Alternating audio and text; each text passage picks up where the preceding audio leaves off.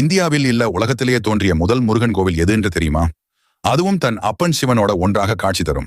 அந்த கோவில் எங்கே இருக்கு அப்படின்னு தெரியுமா? அதுக்கு முன்னால உங்களுக்கு முருகன் பிடிக்கும் அப்படின்னா லைக் அண்ட் காமெண்ட் பண்ணிட்டு அப்படியே நம்மளோட முருகன் ஆராதனை யூடியூப் சேனல்ல சப்ஸ்கிரைப் பண்ணிக்கோங்க. கொடைக்கானல் இருந்து ஒரு 7 கிலோமீட்டர் தூரத்துல இருக்கிறது தான் வில்பட்டி கிராமம்.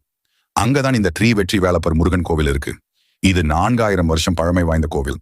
இது பாண்டியன் காலத்தில் கூன் பாண்டியன் போகர் சித்தரால் கட்டப்பட்டது.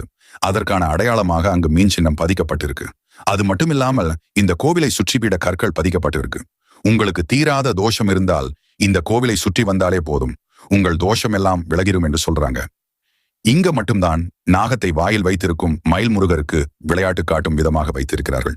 இந்த கோவிலுக்கு வந்து நீங்கள் எது வேண்டினாலும் 7 முதல் 8 நாளுக்குள் நிறைவேறிவிடும் என்று கூறுகிறார்கள். அதே போல முருகன் நம் கனவில் தோன்றி காட்சி அளிப்பார் என்றும் சொல்றாங்க. இவர்தான் அழகான முருகர் மற்றும் சக்தி வாய்ந்த முருகரும் கூட.